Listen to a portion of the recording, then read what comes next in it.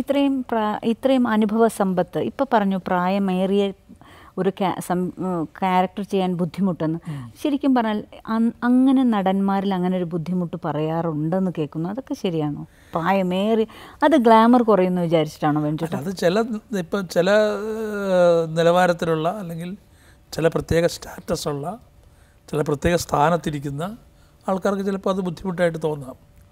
അപ്പോൾ എന്നോട് പലരും പറഞ്ഞു, ഈ സിനിമയിലൊക്കെ നമ്മൾ പ്രായത്തിൽ കഴിഞ്ഞ വേഷം ചെയ്താൽ പിന്നെ അതിനെ വിളിക്കുള്ളൂ ആളുകൾ, അതുകൊണ്ട് അത്തരം വേഷങ്ങൾ ചെയ്യരുത് എന്നൊക്കെ പറഞ്ഞു. അപ്പോൾ എനിക്കത്രയും ഭയമൊന്നുമില്ല. കാരണം ഒന്നാമത് സിനിമ നമ്മുടെ ഉപജീവനമാർഗ്ഗം ആകുമെന്നൊന്നും ഒരിക്കലും വിചാരിച്ചിട്ടില്ല. വിളിച്ചു പോയി, അരവിന്ദേട്ടൻ ആദ്യം വിളിച്ചു, പിന്നെ ഭരതേട്ടൻ വിളിച്ചു, പിന്നെ പപ്പേട്ടൻ വിളിച്ചു. അങ്ങനെ നമ്മളിങ്ങനെ പോകുന്നല്ലാതെ ഇതിങ്ങനെ നമ്മുടെ ജീവിതാവസാനം വരെ നമ്മളിതിങ്ങനെ ഒരു സിനിമ നടനായി ജീവിക്കുമെന്ന് എനിക്ക് അറിഞ്ഞുകൊണ്ടായിരുന്നു.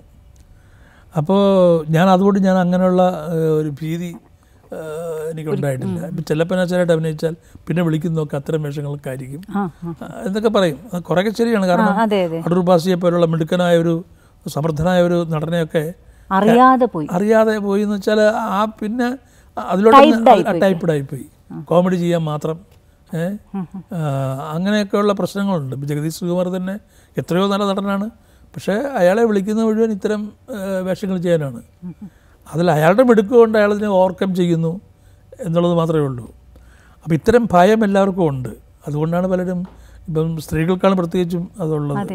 ഇപ്പം കവിയൂർ പൊന്നമ്മ ചേച്ചിയെ പോലുള്ള പ്രേംനസീറിനേക്കാൾ എത്രയോ ഇളയതാണ് ചേച്ചി. പക്ഷേ ചേച്ചി എത്രയോ കൊല്ലം മുമ്പ് പ്രേംനസീറിൻ്റെ അമ്മയായിട്ട് അഭിനയിച്ചു. പക്ഷേ ചേച്ചിയെ പിന്നെ അമ്മയായിട്ട് അഭിനയിക്കാനേ വിളിക്കുള്ളൂ ആൾക്കാർ. അങ്ങനൊരു പ്രശ്നമുണ്ട്. അപ്പോൾ എനിക്ക് എന്തായാലും ഭാഗ്യവശാൽ അങ്ങനെ സംഭവിച്ചില്ല. വ്യത്യസ്തങ്ങളായിരുന്നു ശരിക്കും, തികച്ചും വ്യത്യസ്തമാർന്ന കഥാപാത്രങ്ങൾ.